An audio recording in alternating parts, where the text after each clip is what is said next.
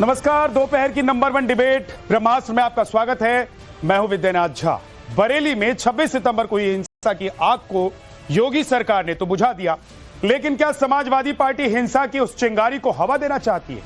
ये सवाल इसलिए क्योंकि बरेली हिंसा के बाद जहां एक तरफ उपद्रवियों पर ताबड़तोड़ कार्रवाई हो रही है, तो दूसरी तरफ समाजवादी का बरेली रण चल रहा है। समाजवादी पार्टी ने बरेली के लिए अपना एक डेलीगेशन भेजा है, जिसे प्रशासन ने रास्ते में ही अलग अलग जगहों पर रोक दिया है। समाजवादी पार्टी का कहना है कि उनके नेता पीड़ितों से मिलने के लिए जाना चाहते हैं, लेकिन सवाल है कि जो पथराव कर रहे थे, बंदूक हाथ में लिए हुए थे, हिंसा कर रहे थे, वो पीड़ित हैं या उपद्रवी हैं? क्या समाजवादी पार्टी जानबूझकर वोट बैंक और तुष्टीकरण के लिए बरेली हिंसा की आग को बुझने नहीं देना चाहती है?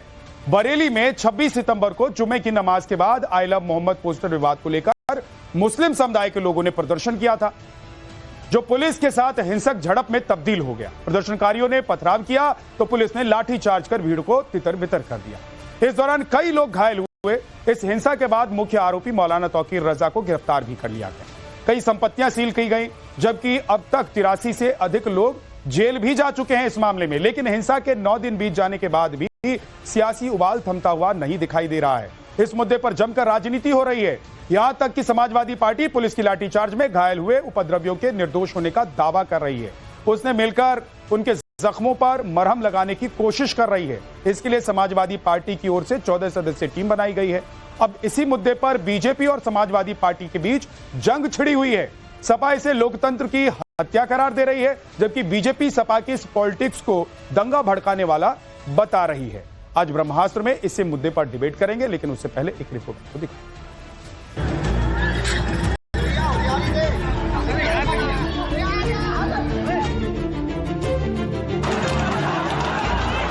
बरेली की फिजाओं में 26 सितंबर को नमाज के बाद जो तूफान उठा, उस पर सियासी पारा अब आसमान छू रहा है। यहाँ बवाल के बाद जख्म खामोश नहीं रहे, सियासत अब सड़कों पर उतर आई है। बरेली में हिंसा की साजिश रची गई। नमाज के बाद उपद्रवियों ने दंगा फैलाने की कोशिश की, लेकिन जब इन पर सख्ती बरती गई और लाठी चार्ज कर इन्हें खदेड़ा गया, तो यूपी की तमाम विपक्षी पार्टियों को ये कार्रवाई कांटे की तरह चुभ गई। पुलिस ने उपद्रवियों को जो जख्म दिए, उस पर अब मरहम लगाने की कोशिश की जा रही है। समाजवादी पार्टी बरेली हिंसा के दौरान लाठीचार्ज में घायल हुए लोगों से मुलाकात पर अड़ी हुई नजर आई, लेकिन ऐन वक्त पर सीएम योगी ने सख्ती दिखाई और प्रशासन ने डेलीगेशन के बरेली जाने पर पाबंदी लगा दी।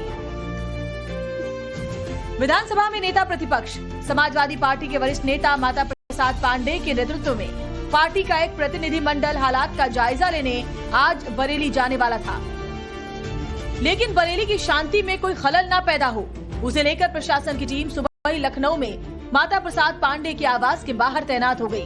उनके घर पर बरेली न जाने का नोटिस चस्पा कर दिया गया। बावजूद इसके माता प्रसाद पांडे बरेली जाने पर अड़े रहे और घर से बाहर निकलने की कोशिश की, जिसकी तस्वीर भी सामने आई है। पुलिस के अधिकारी माता प्रसाद पांडे से बरेली न जाने का आग्रह कर रहे हैं। उनके सामने हाथ जोड़कर बरेली की शांति में खलल न डालने की विनती कर रहे हैं। कुछ ऐसे ही हालात लखनऊ के बाहर संभल में दिखा, जहां कानून व्यवस्था का हवाला देते हुए पुलिस ने एसपी सांसद जियाउर रहमान बर्क को भी हाउस अरेस्ट किया। उनके घर से बाहर निकलने पर पाबंदी लगा दी गई। घर के चारों तरफ पुलिस का पहरा लगा दिया गया। बरेली में हुई हिंसा को लेकर प्रशासन का रुख साफ है। जो भी एसपी के डेलीगेशन में शामिल था, उनके घर पर ही उन्हें रोक दिया गया। हमसे कहा गया कि वहाँ 163 के अंतर्गत निषेधाज्ञा लागू है और वहाँ किसी भी बाहरी व्यक्ति को जाने का अनुमति नहीं है। मैं पूछता हूँ क्यों नहीं अनुमति है, तो कहते हैं आपके जाने से माहौल बिगड़ जाएगा। ये कोई सांप्रदायिक झगड़ा तो है नहीं कि हमारे जाने से माहौल बिगड़ेगा। यहाँ एक वर्ग विशेष के लोगों को पकड़ पकड़ के पीटा जा रहा है, जेल भेजा जा रहा है, उनके साथ अन्याय हो रहा है। हम लोग सही पता लगाते और एक रिपोर्ट अपने राष्ट्रीय अध्यक्ष को देते, इसीलिए हम लोग जा रहे थे। और जाते तो वहाँ माहौल खराब होने के बजाय हम लोग माहौल ठीक करते। देखिए किस कानून के तहत रोका जा रहा है। समझ में नहीं आ रहा है। उत्तर प्रदेश में एक जंगल राज चल रहा है और कोई संवैधानिक मूल्यों पे उत्तर प्रदेश सरकार नहीं चल रही है। हम जनप्रतिनिधि हैं, समाजवादी पार्टी के एक डेलीगेशन के साथ हम जा रहे थे। वहां के लोगों की पीड़ा, उनके साथ जो घटनाएं हुई हैं उसको सुनने के लिए, उनकी पीड़ा को उठाने के लिए, लेकिन उत्तर प्रदेश सरकार अपनी जो काली करतूतें हैं वो नहीं चाहती उजागर हो, इसलिए हमें यहाँ पे रोका जा रहा है। समाजवादी पार्टी बरेली हिंसा में घायल हुए लोगों से मिलने के लिए अड़ी है।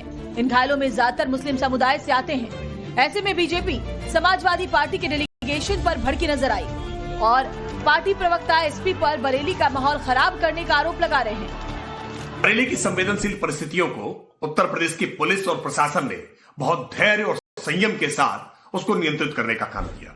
बरेली को अशांत करने की जो साजिश थी, षड्यंत्र थी, उसको विफल कर देने का काम किया। लेकिन समाजवादी पार्टी के लोगों को इससे संतोष नहीं हो रहा है।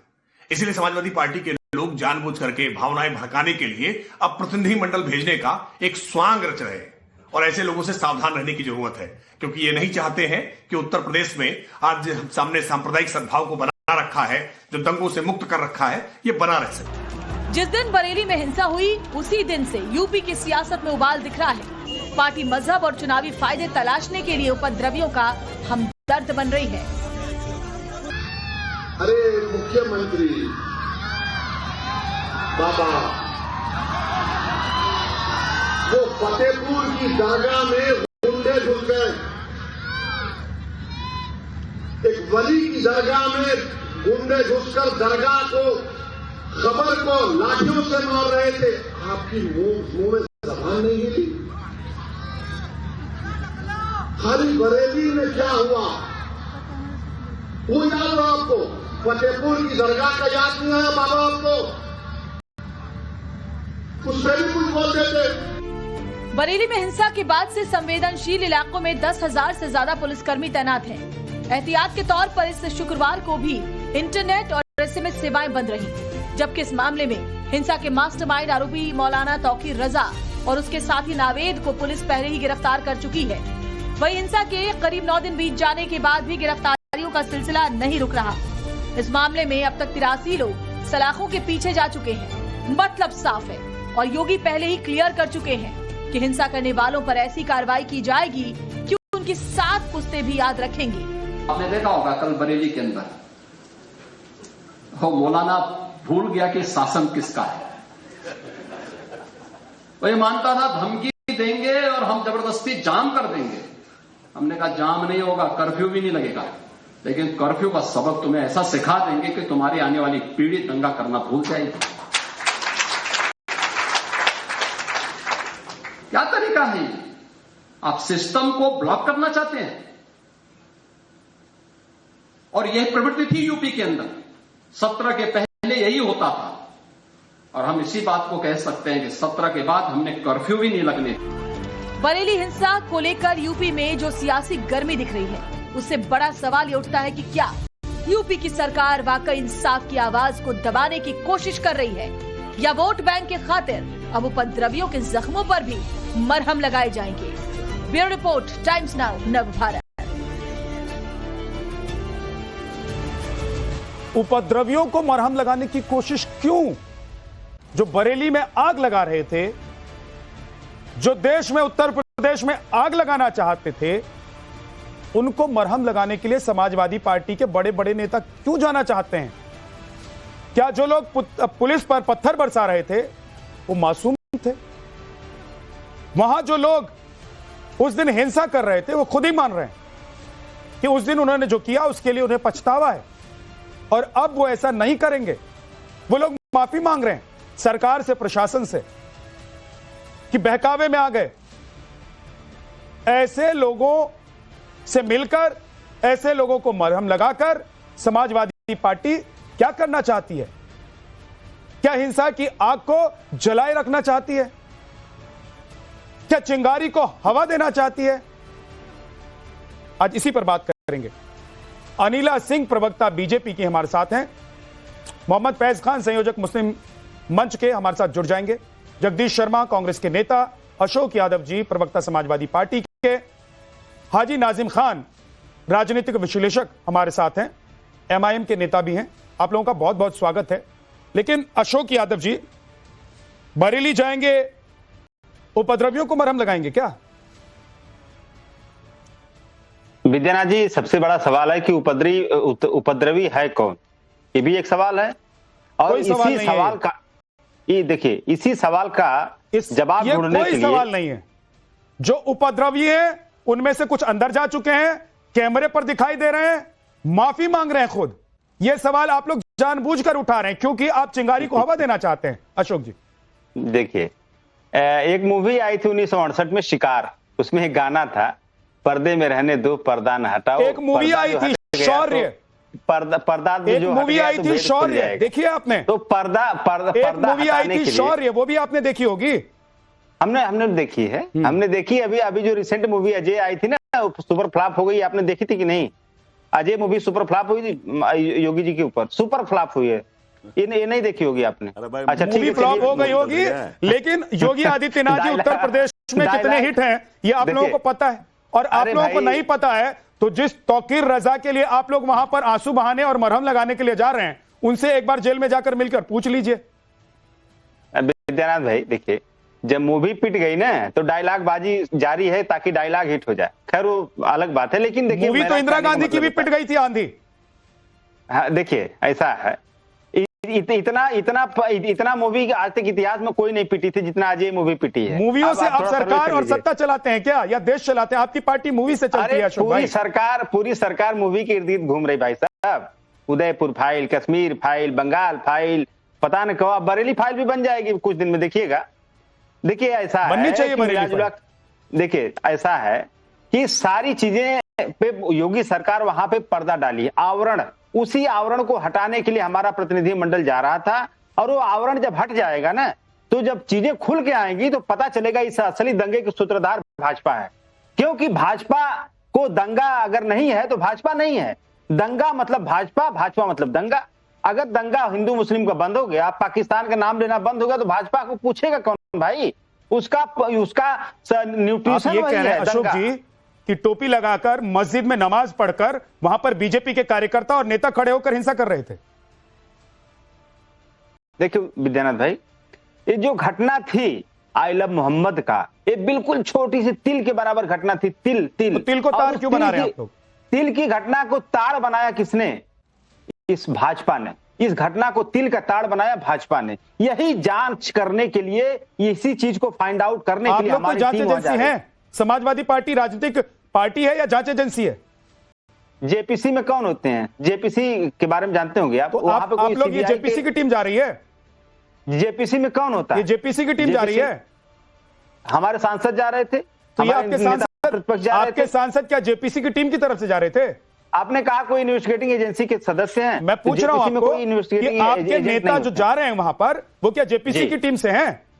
हमारा डेलीगेशन है, पार्टी का डेलीगेशन है ना सर। तो वहां पर प्रशासन को लग रहा है कि कानून व्यवस्था खराब हो जाएगा, मत जाइए। प्रशासन को अरे प्रशासन को देखिए, प्रशासन को अगर लगता, प्रशासन को वास्तव में लगता, जा ही क्यों रहे हैं? उपद्रवियों के साथ क्यों है समाजवादी पार्टी? उपद्रवी नहीं भाई, उपद्रवी तो असली उपद्रवी, इसको जांच होगी तो पता चलेगा। भाजपा ही निकलेंगे पर्दे के पीछे। आप पर्दे के बाहर की बात कर रहे हैं। मतलब जो जांच होगी निकलेंगे या नहीं निकलेंगे वो आपको पता है, जो निकल रहे हैं उसके बारे में आप नहीं बोल रहे हैं। पर्दे के सामने आप देख रहे हैं भाई साहब। मैं कह रहा हूं आंखों के सामने है, और आपके पर्दे के सामने, आपके टेलीविजन पर भी मैं दिखा रहा हूं। जरा दिखाइए वो विजुअल्स, जब पत्थरबाजी हो रही थी वहां पर, हिंसा हो रही थी वहां पर। हम देखिए, हम लोग किसी कहानी की डायरेक्टर और प्रोड्यूसर को खोज रहे हैं। ये देखिए, आपको डायरेक्टर प्रोड्यूसर खोजने की जरूरत नहीं है। इस कहानी का डायरेक्टर प्रोड्यूसर भाजपा है। ये देखिए, हम लोग उसी को खोजने जा रहे थे। ये देखिए, और आप लोगों को क्लियर करना चाहिए था कि हम डायरेक्टर प्रोड्यूसर ढूंढने जा रहे हैं ताकि बरेली फाइल बना सकें। तो फिर आप लोग ये झूठ बोल के क्यों जा रहे हैं कि मरहम लगाने के लिए जा रहे हैं, आंसू बहाने के लिए जा रहे हैं? पहले ही बोल दीजिए। हम लोग देखिए विद्यानाथ भाई, हाथी के दांत दिखाने के और खाने के और हैं, और घड़ियाली आंसू बहा रहे हैं। हम लोगों का मकसद आप लोगों के आंसू को पोंछना, आपके दर्द को देखना नहीं है। हम लोगों को जाकर वहां पर राजनीति करनी है, वहां पर बीजेपी को एक्सपोज करना है। हम लोग सच्चाई से पर्दा हटाने जा रहे थे, और जो हमारे भाई बहन वहां पीड़ित है उनके घाव पर मरहम लगाने जा रहे थे। ठीक है, दोनों। अनिला सिंह जी, अगर वो मरहम लगाना चाहते हैं उपद्रवियों को, तो आप लोगों को क्या दिक्कत है? मेरी सभी को राम राम। और हम जानते हैं कि किस प्रकार से संभल में पुलिस प्रशासन और इन दंगाइयों का आमना सामना हुआ था और पुलिस प्रशासन पे किस प्रकार से वहां पे दंगाइयों ने हमले किए थे, और उस हमले के पीछे जो है समाजवादी पार्टी के सांसद और विधायक थे, और वहां पर भी ये लोग अपना डेलीगेशन लेकर जा रहे थे। और पुलिस वालों से तो खैर किसी जो घायल पुलिस वाले थे या जिनके घर में क्षति हुई, जान की क्षति हुई, वहां तो ये गए ही नहीं। बरेली में भी आप इनसे पूछ लीजिए, ये जाना चाह रहे हैं तो जो पुलिस वाले बहुत ही बुरी तरीके से घायल होके हॉस्पिटलाइज है, वहां पे जाएंगे? नहीं जाएंगे। बरेली में भी इनके डेलीगेशन में कौन जा रहा है? वही लोग है ना जिन्होंने संभल में आग लगवाई। अब बरेली में आग आप लगवाएं, ड्रामा आप करें कि हम डेलीगेशन लेकर जाएंगे, और जो दंगाई हैं जिनके प्रति ये सहानुभूति दिखा रहे हैं वहां पे क्योंकि इनका वोट बैंक है उसके लिए जाएंगे? बिल्कुल नहीं जाएंगे। तमाशा नहीं बनाया हुआ है उत्तर प्रदेश में, हम बेहद स्पष्ट है। बार बार समाजवादी पार्टी ये कहती है ना उत्तर प्रदेश में तमाशा ही चल रहा है 2017 तो भारतीय जनता पार्टी तमाशा के अलावा हो क्या रहा है? तो आपका जो वोट बैंक है उनको बोलो घर में बैठे ना, काम धंधा करें। क्यों भारतीय जनता पार्टी को आप ऐसा मौका दे रहे हो? आप कहते हो कि दंगे जो है भारतीय अनिला जी वो कह रहे हैं कि वो ढूंढने जा रहे थे कि बीजेपी के कौन कौन से लोग वहां पर मौजूद थे हिंसा में, जिन्होंने हिंसा की या हिंसा करवाई, वो एक्सपोज करने जा रहे थे आप लोगों को। इसीलिए आप लोग डर गई हैं, इसीलिए आप लोगों ने अलग अलग जगहों पर तमाम नेताओं, समाजवादी पार्टी के नेताओं को रोक दिया है। हाँ लगता है बहुत डर गई भारतीय जनता पार्टी समाजवादी पार्टी से। अरे हम लोग तो हाई कोर्ट के जस्टिस से भी जांच कराने की मांग कर रहे हैं। यादव साहब आप बोल रहे थे, अशोक यादव जी आप बोल रहे थे, मैं नहीं बोल रही थी, ठीक है ना? मेरे ख्याल आप एक शिष्ट प्रवक्ता है, बहुत कम प्रवक्ता है आपके यहाँ, आप वो रखिए। देखिए अभी इन्होंने जब ओपनिंग स्टेटमेंट में ये भी बोला कि वो जो एक पिक्चर बनी है ना तो योगी जी के ऊपर सुपर फ्लॉप हुआ। मैं पश्चिमी उत्तर प्रदेश से आती हूँ, पश्चिमी उत्तर प्रदेश में तो हाउसफुल गया है। मुझको मालूम नहीं जिस इलाके में आप रहते हैं वहां पे क्या कंडीशन थी, पर मैं पश्चिमी उत्तर प्रदेश जो आपके समय पे नर्सरी कहलाया जाता था अपराध का और आतंकवाद का, वहां पे हाउसफुल गया है। हाउसफुल, सारे शोज हाउसफुल गए हैं। दिल्ली में हाउसफुल गया है, यहां का तो मैं बता सकती हूँ। दूसरी बात यहां पर मैं ये कहना चाहती हूँ, आई लव मोहम्मद, आप बैनर पोस्टर लेकर निकलना चाहते हैं, बिल्कुल ठीक है, ये अधिकार हमारे संविधान ने दिया है, कोई प्रॉब्लम नहीं है। अपने आराध्य, अपने इष्ट के प्रति आपको अपना प्रेम का इजहार करना है, करिए। परंतु उस प्रोसेशन में जब आप पेट्रोल बॉम्ब लेकर चलेंगे तो क्या मंशा है आपकी? लाठी डंडा लेकर आप चलेंगे, क्या मंशा है आपकी? हाँ, इलीगल आर्म्स लेके, असले जो है वो लेकर चलेंगे और आप पुलिस पर अटैक करेंगे। छोटे छोटे बच्चे जिनके हाथ में किताब, लैपटॉप, आईपैड होना चाहिए, उनके हाथ में आप लाठी डंडा, पेट्रोल बम और पत्थर पकड़ा देंगे कि मारो पुलिस को। ट्रेनिंग यही दी जा रही है। तो राइटर्स को भी समझ लेना चाहिए, दंगाइयों को भी समझ लेना चाहिए, साहब आपका हिसाब किताब तो पुलिस प्रशासन और कोर्ट कचहरी कर देगा। और जैसे हमारे मुख्यमंत्री जी ने कहा कि आपकी आने वाली पीढ़ियां भी याद रखेंगी, तो क्या याद नहीं रखेंगी कि इनके कर्मों का फल जो है आगे वाली पीढ़ियों को भोगना पड़ रहा है? और एक चीज और फाइनली मैं बता दूं, इसमें षड्यंत्र जो है कि प्रदेश का नहीं, राष्ट्र का नहीं, अंतरराष्ट्र का है। ये छवि बनाना चाहते हैं कि जहां जहां पर भारतीय जनता पार्टी की सरकार है, चाहे वो केंद्र में है चाहे राज्यों में है, वहां पे माइनॉरिटीज को टारगेट किया जा रहा है। भारतीय जनता पार्टी मेजोरिटी की सरकार है, अलाउ मी मेजोरिटी की सरकार है। अंतरराष्ट्रीय लेवल पे मीडिया कवर करेगी, बाइट्स होंगी, इंटरनेशनल मीडिया उसको उठाएगी, फिर चर्चे होंगे, दुनिया भर के डेलीगेशंस निकलेंगे, यूके, यूएस, कनाडा, जाने कहां कहां उनकी असेंबलीज में डिस्कशन होगा, फिर यूनाइटेड नेशन में पहुंच जाएंगे कहने के लिए अरे यहाँ की सरकार तो केवल और केवल हिंदुओं के लिए काम करती है, पुलिस तो इनका ऑपरेशन टूल है। और ये सरासर झूठ है। अब झूठ बोलते हैं भारतीय जनता पार्टी के शासित जो राज्य है, क्योंकि भारतीय जनता पार्टी सनातनियों के साथ भी खड़ी होती है। ये परेशानी है 99% पॉलिटिकल पार्टी से तुष्टीकरण की राजनीति। अशोक जी आप जवाब दे दीजिए 20 सेकंड। हाँ देखिए, अभी अनिला बहन जी ने कहा कि उस प्रोसेसन में पेट्रोल बम कौन लेके जा रहा है, ये इसी सवाल का जवाब हमारा डेलीगेशन ढूंढने जा रहा था भाई, कि उस प्रोसेसन में शांतिपूर्ण जो प्रोसेसन था उसमें पेट्रोल उसका जवाब ढूंढ लिया है पुलिस ने। नहीं, पुलिस ऐसे लोगों को जेल में डाल दिया गया, पुलिस ने नहीं ढूंढा भाई। 83 लोगों को पुलिस गिरफ्तार कर चुकी है। के लिए हम लोग जा रहे थे वहां पे। इस पूरे षड्यंत्र को रचने वाले सरगना को, तौकीर रजा को पुलिस गिरफ्तार कर चुकी है। देखिए आप वहां ये बता दीजिए मुझे, मस्जिद से टोपी लगाकर नमाज पढ़कर बीजेपी का नेता निकल रहा था क्या? अरे मुझे भी बोल, 20 सेकंड आपने दिया, 28 से 18 सेकंड आप बोल लेंगे तो 2 सेकंड में हम क्या बोलेंगे? देखिए वही मैं करता, हमारा डेलीगेशन जा रहा था पता लगाने की उसमें दंगा भड़काया कौन, पेट्रोल बम किसने फेंका, ये पता चल जाएगा। दूसरी बात बहन जी ने कैसे पता कर लेंगे आप लोग? अरे डेलीगेशन जाएगा, कैसे करेंगे बताइए तो सही। आपके पास ऐसी कौन सी दूरबीन है या महाभारत के संजय को लेकर आप लोग पहुंच रहे हैं बरेली कि आप लोगों को दूरदृष्टि हो जाएगी, सब दिख जाएगा? देखिए ऐसा जो विक्टिम लोग हैं उनके परिवारों से उनसे हमारा प्रतिनिधिमंडल मिलता, दूध का दूध पानी का पानी हो जाता, उनके घाव पे मरहम भी लग जाता और सच्चाई से। अरे भाई उपद्रवियों के घाव पर मरहम क्यों लगाना? नहीं देखिए, वो आपके निगाह में दंगाई है, वो भाजपा की निगाह में दंगाई है, लेकिन वो विक्टिम है, पेट्रोल पंप भाजपाइयों ने फेंकवाया होगा। हाँ। दंगा भाजपाइयों ने भड़काया होगा। यही चीज जो पता लगाने हमारा डेलीगेशन जा रहा था वहां पे भाई। मनोहर बात अभी अनिला जी कर दी, हिंदुओं की सरकार, मुझे नहीं पता था, हिंदू हितैषी नहीं है अशोक भाई, मुझे नहीं पता था कि समाजवादी पार्टी मनोहर कहानियां भी लिखने लगी है। मुझे नहीं पता था कि समाजवादी पार्टी के नेता प्रवक्ता अब टीवी चैनल्स पर बैठकर मनोहर कहानियां बताया करेंगे कि देखिए ऐसा होता तो वैसा हो जाता, वैसा होता तो वैसा हो जाता, और ऐसा है वैसा नहीं है। भाई मनोहर कहानी थोड़ी ना चल रही है, एक प्रदेश चल रहा है, वहां पर दंगा कराने, हिंसा भड़काने की पूरी कोशिश की गई। कहानी चल रही है, दंगा वाली कहानी सरकार चला रही है, और हम जब दंगा वाली कहानी सरकार चला रही है कि वो लोग जो वहां मौजूद थे हिंसा कर रहे थे वो चला रहे थे, तौकीर रजा चला रहे थे। अरे भाई साहब, हम लोग मांग कर रहे हैं कि हाई कोर्ट की जस्टिस से जांच कराई जाए विद्यानाथ भाई। जिस दिन जांच सही से हो जाएगी, उसमें जब तथ्य सामने आएंगे पूरा दुनिया अवाक रह जाएगी। अरे माता प्रसाद पांडे क्या जस्टिस है क्या? हम लोग रुचि मीरा जस्टिस है?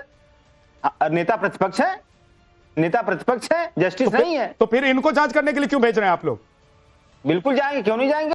जब प्रशासन वहां गलत जांच कर रहा है, जब प्रशासन गलत दिशा में आपको कैसे पता प्रशासन गलत जांच कर रहा है? प्रशासन भाजपा का एजेंडा चला रहा है वहां पर। तो मतलब जब समाजवादी पार्टी की सरकार थी तब वहां का प्रशासन समाजवादी पार्टी का एजेंडा चला रहा था।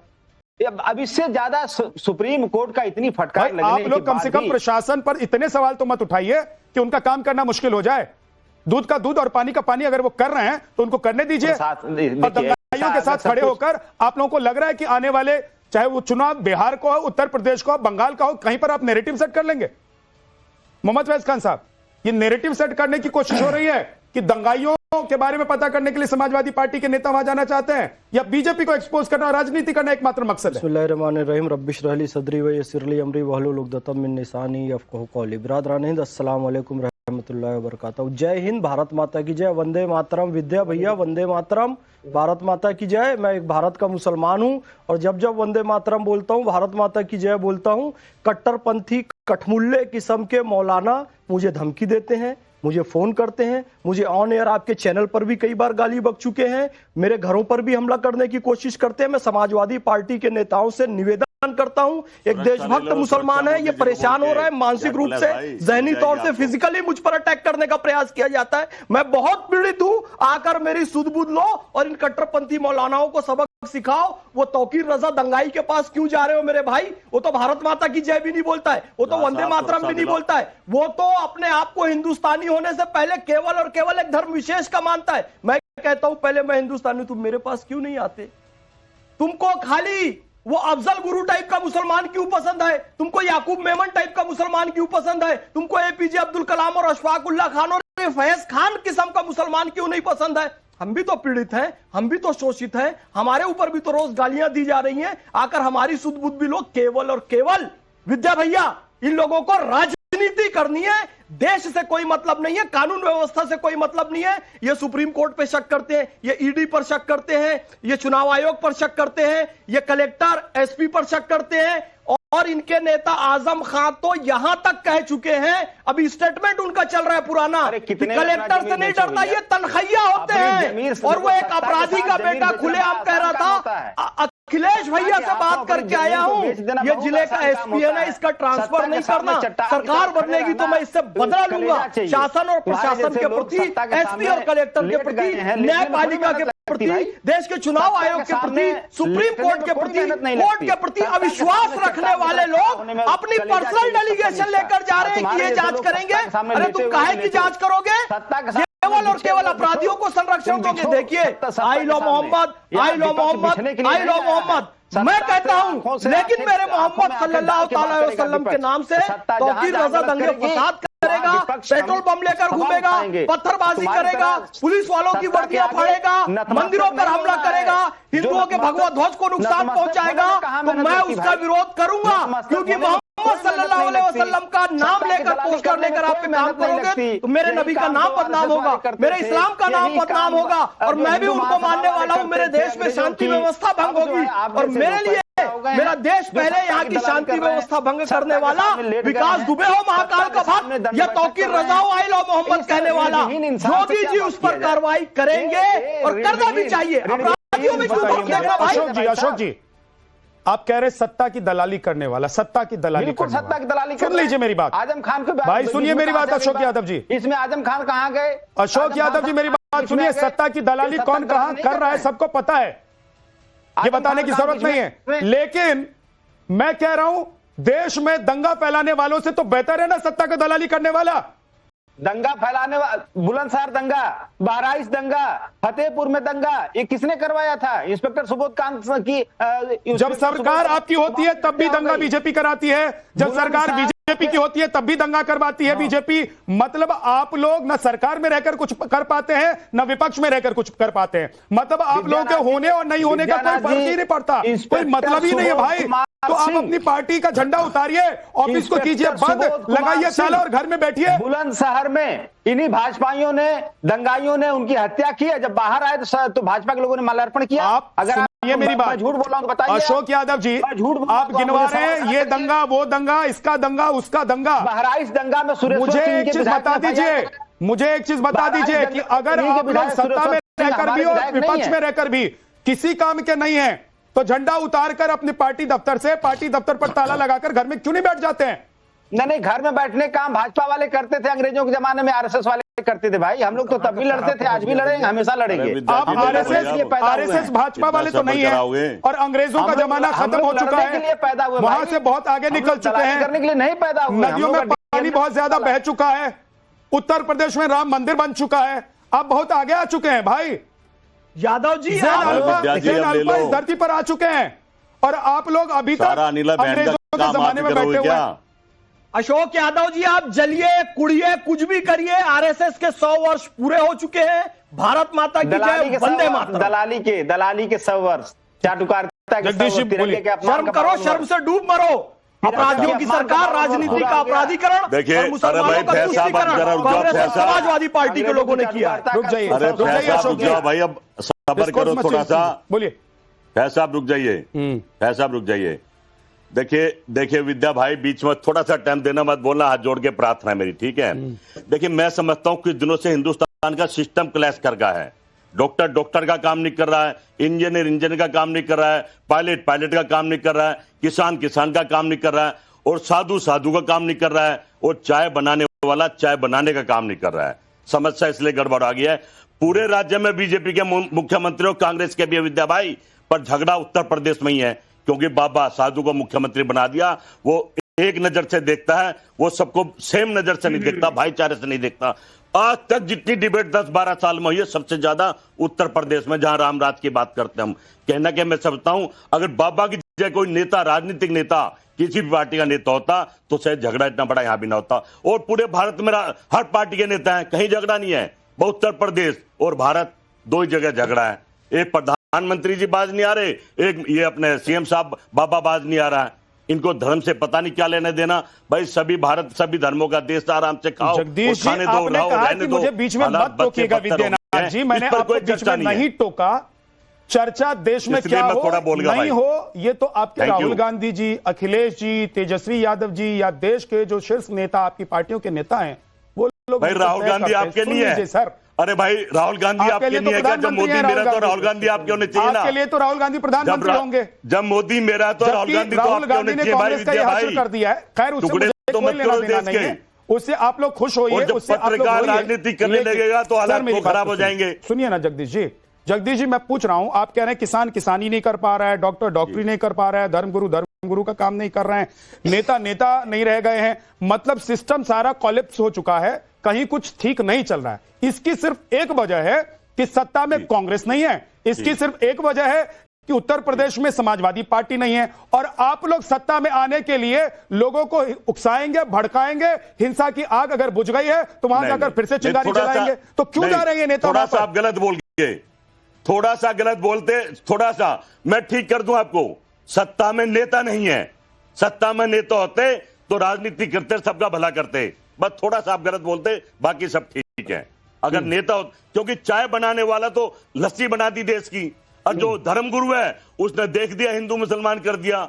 अगर ये धर्मगुरु जो कोई राजनीतिक अलीना बहन मुख्यमंत्री होती तो ये झगड़े ना होते, और आप भी कहने के मुख्यमंत्री होते तो झगड़े। मेरे सवाल का तो जवाब दीजिए, मेरे सवाल का जवाब दीजिए ना जगदीश जी। और जो देश समझ रहा है, इतनी सी बात तो ठीक है, इतनी सी बात आप लोग अगर देश के लोगों को, जनता को नहीं समझा पा रहे हैं तो ये आप लोगों का फेलियर है, आप लोगों की विफलता है, आपके कांग्रेस और कांग्रेस के आला कमान के नेताओं की विफलता है। आप अपना नेतृत्व बदल दीजिए। मुझे लगता है कि देश को कांग्रेस की जरूरत आज भी है, विपक्ष की जरूरत आज भी है और आगे भी रहेगी। लेकिन अगर आप लोग अपना नेता नहीं बदलेंगे तो आपकी पार्टी का क्या हश्र हो रहा है और क्या होगा वो ऊपर वाला ही जानता है, या आप लोग आई लव मोहम्मद में विश्वास रखते हैं मेरा तो नेता तो बहुत ईमानदार आदमी है, मुझे उससे फर्क नहीं पड़ता है। मेरा देश अच्छा चलना चाहिए, मुझे इससे फर्क पड़ता है। मेरे सवाल का जवाब है तो दीजिए, नहीं तो मैं आगे बढ़ जाऊंगा। के बीच का नेता, मेरे सवाल का जवाब है तो दीजिए, नहीं तो आगे बढ़ जाऊंगा कि आप लोग उपद्रवियों को मरहम क्यों लगाना चाहते हैं, आप बरेली में फिर से हिंसा क्यों भड़काना चाहते हैं, आप लोग अपना डेलीगेशन वहां भेजकर क्या करना चाहते हैं। पूरे संसार में नहीं है, मेरे नेता का मुकाबला पूरे संसार में नहीं है भाई। ठीक है सर, तो चरण पादुका रखिए, जब बैठते हैं ना डिबेट में तो आगे चरण पादुका रखिए और बोलने से पहले प्रणाम कीजिए और बोलने के बाद प्रणाम कीजिए। ये आपकी मर्जी है, आप कर सकते हैं। आप मंदिर बनवा लीजिए ना जगदीश भाई, आप तो समर्थवान हैं, आप मंदिर बनवा लीजिए अपने नेता का, लेकिन उस मंदिर में सिर्फ आप ही जाएंगे या पूरा देश जाएगा? ये तो देश तय करेगा और आप तय करेंगे। इससे पड़ेगा सर, मुझे सर मैं कह रहा हूं कि आज आप लोग क्यों इतना त्राइमाम कर रहे हैं जगदीश जी? आप लोग त्राइमाम इसलिए कर रहे हैं कि सत्ता से दूरी इतनी ज्यादा हो गई है कि अब आप लोगों को बर्दाश्त नहीं हो रहा है, इसलिए जब भी आपको मौका मिलता है नहीं चाहिए तो आप लोग उस आग को बुझाने की जगह भड़काने की कोशिश करते हैं। टुकड़े टुकड़े कर दिए इस भारत के, जो हालात खराब कर दिए इस भारत के, जो भारत त्रोड़ा बुरी तरह से, ऐसा नेता नहीं टुकड़ा हो गया ना। मैं कौन सा टुकड़ा हो गया? टुकड़ा तो आप लोगों ने कर दिया था, कौन सा देश का टुकड़ा हो गया? अरे ये झूठ बोलना, हिंदू मुसलमान, झूठे नैरेटिव गढ़ना, जगदीश जी छोड़ दीजिए आप लोग ये सब, जगदीश जी छोड़ दीजिए ये सब। एक तरफ कहते हो जी हमने जीडीपी कम कर दी, एक तरफ बढ़ाए जा रहे हो। मोहम्मद अली जिन्ना की बातों को आपने क्यों मान लिया था? देश का विभाजन की ओर सुनिए जगदीश भाई, लूट रहे हो। अरे मैं बहुत देर से चुप हूं, आप सुनिए। मणिशंकर अय्यर और राशिद अलवी के बाद अब जगदीश शर्मा जी का भी नाम लिख लीजिए। मोदी जी को चाय वाला कहकर ट्रोल किया मणिशंकर अय्यर और राशिद अलवी ने 3 बार प्रधानमंत्री बन चुके हैं। अब अगला प्रधानमंत्री नरेंद्र मोदी जी को चौथे टर्म में बनाने का काम जगदीश शर्मा करेंगे। इन्होंने जो इतना कहा ना कि ये अपना काम नहीं कर रहा, और आखिरी में कहा कि चाय वाला चाय बनाने का काम नहीं कर रहा, चाय वाला बहुत अच्छे से चाय खौला रहा है और चाय खोलती हुई दिख रही है, इसलिए आपके सीने पर सांप लौट रहा है। इसी तरीके से मोदी जी के बारे में आप लोग शब्द बोलिए, इंशाअल्लाह चौथी बार प्रधानमंत्री बनेंगे, आपकी गालियों से कोई फर्क नहीं पड़ने वाला है। अगर वो चाय बना रहे थे, चाय बनाते बनाते प्रधानमंत्री बन गए, आप लोगों को ये बर्दाश्त नहीं हो रहा है और सर आपको होना भी नहीं चाहिए जगदीश जी, आपकी पार्टी को और आप लोगों को इसलिए भी बर्दाश्त नहीं होना चाहिए कि चाय बनाने वाला कोई देश का प्रधानमंत्री बन सकता है, क्योंकि आप लोग गांधी परिवार से बाहर देश का प्रधानमंत्री किसी को देखना ही नहीं चाहते थे और न देखना चाहते हैं। आज भी अगर आपकी पार्टी सत्ता में आती है तो मैं लिखकर देता हूं, गांधी परिवार का ही कोई व्यक्ति या तो प्रधानमंत्री बनेगा या सुपर प्रधानमंत्री बनकर बैठेगा। सबको पता है सर, इसलिए बताने की जरूरत नहीं है कि चाय वाले के प्रधानमंत्री बनने से आप लोगों के पेट में इतना दर्द क्यों हो रहा है, और उस चाय वाले ने चाय को इतना खौला दिया कि खलबली मच गई है पूरे विपक्ष में और आप लोगों में। चाय वाला पूरा कांग्रेस खौला चुका है, पूरा विपक्ष खौला चुका है। चिढ़ते रहो मणिशंकर अय्यर, राशिद अलवी, जगदीश शर्मा, चाय वाला है और गाय वाला है। चिंता ना करो, चिंता ना करो, देशद्रोहियों तुम्हारा काल है चाय वाला और गाय वाला। ठीक है, और सबसे ज्यादा भाजपा के नेता रो रहे हैं। अब जानबूझकर सबसे ज्यादा भाजपा के नेता जानबूझकर डिबेट में दूसरे मुद्दे को रखकर डिबेट को डिरेल करना चाहते हैं। मैंने आपको जरूरत से ज्यादा वक्त दिया, मुझे लगता है बीजेपी और समाजवादी पार्टी को जितना मैंने वक्त दिया उससे ज्यादा आपको वक्त दे दिया है, मुझे आगे बढ़ना होगा। हाजी नाजिम खान, जो मुसलमान हाथ में पत्थर लेकर पत्थरबाजी कर रहा है, जो पुलिस को ललकार रहा है, जो पुलिस वालों को मार रहा है, पुलिस वाले घायल हैं, हॉस्पिटल में एडमिट हैं, ऐसे मुसलमान मासूम हैं, पीड़ित हैं, उनको मरहम लगाने की जरूरत है या ऐसे मुसलमानों को सबक सिखाने की जरूरत है कि तुम हाथ में पत्थर लेकर, हाथ में बंदूक लेकर पुलिस को डरा धमकाकर, हाथ काटने की धमकी देकर सड़क पर उतरोगे तो यही हश्र होगा जो उत्तर प्रदेश की सरकार ने किया है। हाँ जहां साहब, देखिए आपका सवाल बड़ा लॉजिक वाला है और सवाल है ये लॉजिक बरेली की जगह और शायद फतेहपुर घूम जाता तो बहुत अच्छा होता। फतेहपुर में भी तो देखिए किस तरीके से मासूम लोग आए थे हाथों में डंडे लेकर, वो मासूम लोगों ने मकबरे को नुकसान पहुंचा, वो मासूम लोग थे, लेकिन वहां पे प्रशासन में मुझे फतेहपुर की तरफ ले जाना चाहते हैं, बरेली में क्यों नहीं रहना चाहते हैं? मैं बात बरेली पर मैं कर रहा हूं, मैंने बरेली पर आपसे सवाल किया है, पहले आप बरेली पर जवाब दीजिए, उसके बाद चलूंगा आपके साथ फतेहपुर। पहले बरेली पर बोलिए। हाँ देखिए जहां साहब पहले तो फतेहपुर से चालू हुआ था ना, फतेहपुर के अंदर मैंने अभी आपसे पहले बरेली पर सवाल पूछा क्योंकि आज समाजवादी पार्टी के नेता बरेली जा रहे हैं, फतेहपुर नहीं जा रहे हैं। सुन तो लीजिए जहां साहब आपने देखिए सब कुछ समय दिया है, कुछ लोग तो नकली पीड़ित होने के बाद भी अपने आप को असली पीड़ित की बात करते थे, और ये जो पीड़ित लोग हैं कम से कम हाजी नाजिम खान को उन पीड़ित लोगों की बात भी तो कर लीजिए। आप तो देखिए बड़े बुद्धिजीवी है, अरे सुन लीजिए, अरे मुझे पता था कि नकली पीड़ित जो नकली पीड़ित होगा वो अपने आप खुद बयान करेगा। अरे सुन लीजिए फैज साहब, बहुत देर होगी आपको सुनते हुए, ये आप इस तरीके दो मुंह चेहरा लगा के बात ना करें। भाई जहां बरेली की घटना हुई है, क्या आपका दायित्व नहीं बनता फतेहपुर के अंदर जो मकबरे को नुकसान पहुंचाया गया है, उस मकबरे के जो वो मासूम बच्चे थे हाथों में डंडे लेकर आए हुए थे, उनके बारे में नहीं बोलेंगे? उनके घर पे बुलडोजर नहीं, जो हाथ में डंडे लेकर आए थे वो मासूम बच्चे थे। मैं तो सुन तो लीजिए, वो खुद बोलने से पहले सोचिए तो सही कि आप लोग हंसेंगे। जो हाथ में डंडे लेकर आए थे वो मासूम बच्चे थे, और जो मौलाना गुची का परफ्यूम और अरमानी के जूते पहनकर चलता है वो लोगों को भड़का रहा था, वो पीड़ित हो गया। फतेहपुर के अंदर जिस तरीके सुन लीजिए, फतेहपुर के अंदर जिस तरीके से मकबरे को नुकसान पहुंचा, बुलडोजर शायद उन लोगों का नाम भूल गया, क्योंकि बुलडोजर सिर्फ एक ही नाम जानता है, वो है मुस्लिम। बस मुस्लिम बुलडोजर सिर्फ एक नाम जानता है। एक सेकंड रुक जाइए, नहीं आप गलत बात करेंगे, टीवी पर बैठकर नहीं करने दूंगा मैं। हाजी नाजिम आपको पता है हम मेरे बहुत अच्छे मित्र हैं, अच्छे व्यक्ति भी हैं, लेकिन टीवी पर बैठकर सिर्फ समाजवादी पार्टी या एमआईएम का नैरेटिव सेट करने के लिए आप झूठ बोलेंगे तो मैं नहीं बोलने दूंगा। हाजी नाजिम आपको ये भी पता है, आप कह रहे हैं कि जो हाथ में डंडे लेकर निकले थे वो मासूम थे, तो सच्चाई को तो नहीं निकाल सकते। और आप कह रहे हैं बुलडोजर सिर्फ मुसलमानों पर चल रहा है। विकास दुबे मुसलमान है क्या? अब सुन लीजिए, मैं तो ये कहता हूं कि अभी अब अगर झांकने लग जाएंगे बुलडोजर अभी तक फतेहपुर के लोगों पर क्यों नहीं चला? आगरा में क्यों नहीं तलवारें लहरा? अरे वहां भी चलवा लीजिए, लेकिन यहाँ पर तो बताइए, यहाँ पर चल रहा है तो आप लोगों को क्या दिक्कत है? ये जो पत्थर चला रहे हैं, ये जो हिंसा भड़का रहे हैं, ये तौकीर रजा जैसे लोग, ये आपके रहनुमा हैं, ये आपके अगवा हैं, ये आपके भाई हैं। जहाज साहब अगर पीड़ित लोगों से अगर डेलीगेशन मिलने जाता है विपक्ष का, तो उसको मिलने दीजिए। मैं सुनवा देता हूँ पीड़ित कौन है, सुनेंगे? हिम्मत है आपको हाजी नाजिम? हाजी नाजिम अगर हिम्मत है तो मैं सुनवा देता हूँ, सुन लीजिए जल्दी से। देखिए कौन पीड़ित है, और जो पिटकर पड़ा हुआ है लाठी खाकर हॉस्पिटल में, वो खुद कबूल कर रहा है कि वो क्या कर रहा था वहां पर। सुनाइए जरा। बाबूजी गलती हो गई थी। माफी मांगते हैं आप लोग? आप माफी मांग रहे हैं बाबूजी, माफी मांग रहे हैं। किसके बहकावे में आ गए थे आप लोग? चले आए थे, किसी के भाई पास चले आए थे बाबूजी। तो वहाँ पे कितने लोग थे, कितनी भीड़ थी? भीड़ तो आदमी ज्यादा नहीं मालूम हो रही थी साहब, लेकिन अब अफसोस हो रहा है आप लोगों को? अब अफसोस हो रहा है बाबूजी, हम गोल गरीब आदमी मर गए बाबूजी। अब आप लोग ऐसा नहीं करेंगे? अब कभी बाबूजी नहीं करेंगे, कभी नहीं करेंगे ऐसा। एक गुची के परफ्यूम लगाने वाला और अरमानी के जूते चप्पल पहनने वाला व्यक्ति ऐसे लोगों को बहकाता है, बरगलाता है, इनके हाथ में पत्थर और लाठी थमाता है, हथियार थमाता है, और खुद घर से बाहर नहीं निकलता है। और ऐसे लोग जो धर्म के नाम पर देश में आग लगाना चाहते हैं, ये पीड़ित हैं या उपद्रवी हैं? बताइए हाजी नाजिम। चले गए, भाग गए क्या? भाग गए, चले गए, ये भाग गए।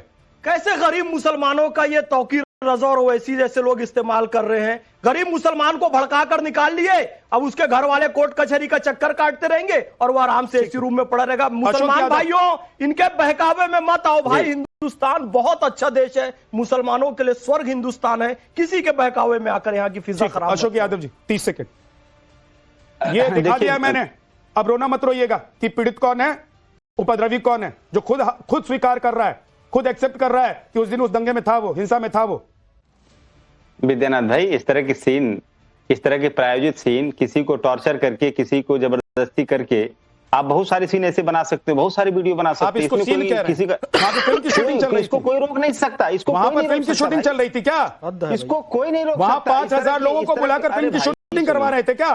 तकीर रजा, इस तरह का प्रायोजित, मुझे लग रहा है कल रात को अशोक यादव जी आपने ज्यादा फिल्में देख ली हैं, इसीलिए पहले सवाल पर भी आप फिल्म पर चले गए थे और इस सवाल पर भी आप फिल्म पर चले गए। और वहां बरेली में जहां उपद्रवी और हिंसा करने वाले लोग घूम रहे हैं, वहां पर भी आप प्रोड्यूसर और डायरेक्टर ढूंढ रहे हैं कि कोई फिल्म बनवा सके। अनिला जी 30 सेकंड। प्रोड्यूसर डायरेक्टर, दंगे का प्रोड्यूसर डायरेक्टर की बात में कर रहा था। बरेली दंगे का प्रोड्यूसर डायरेक्टर कौन है? हाँ, दिमाग में फिल्म आपके चलेगी सुन रही थी, तो प्रोड्यूसर डायरेक्टर ही ढूंढेंगे सर। और वो अपने नेता के लिए कह रहे थे कि दुनिया में उनसे बराबर ईमानदार नेता कोई नहीं हो सकता है। राहुल गांधी जी बेल पर बाहर घूम रहे हैं, तो मुझे मालूम नहीं वो कितने ईमानदार हैं, कितने नहीं हैं, और उनके खानदान में किस प्रकार से मुकदमे चले हैं और किस प्रकार से राहुल गांधी जी के पिताजी ने खुद ने कहा था कि कितनी ज्यादा कमीशन खोरी यहाँ पर होती। मैं उसमें जाना नहीं चाहती हूँ, परंतु कितने ईमानदार है पूरी दुनिया जानती है। इस कांग्रेस ने किस प्रकार से इस राष्ट्र को बेच डाला, इसके टुकड़े करा डाले, दंगे जगह जगह करवाए हैं, पूरा भारतवर्ष जानता है। जगदीश जी कह रहे थे कि जब भी बहुत बहुत शुक्रिया आप सभी मेहमानों का हमारे साथ जुड़ने के लिए। ब्रह्मास्त्र में इतना ही।